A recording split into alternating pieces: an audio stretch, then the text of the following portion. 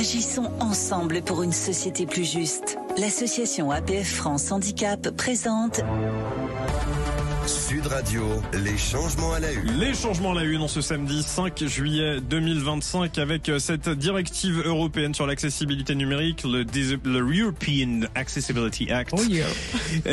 Vous moquez pas de moi. Qui date de 2019 et qui est enfin en vigueur, Matteo Lamblot, depuis le 28 juin dernier. Et c'est une sorte de révolution, Anthony, pour les personnes en situation de handicap. Cette directive européenne oblige toutes les sociétés privées proposant des services digitaux à adapter les contenus pour les rendre compréhensibles, navigables et utilisables par tous les internautes. Seules les structures de moins de 10 salariés ne sont pas concernées par cette directive.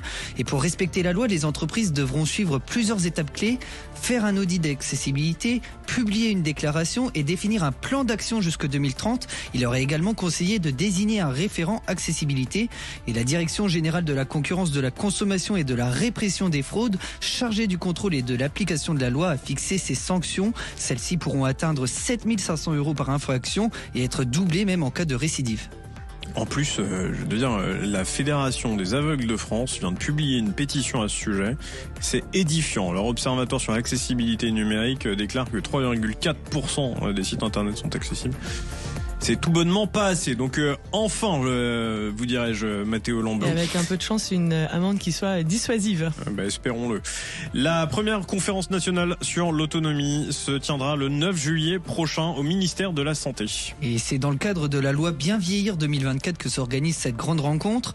Experts, élus et financeurs vont plancher ensemble sur les priorités à mettre en place pour prévenir la perte d'autonomie chez les personnes âgées.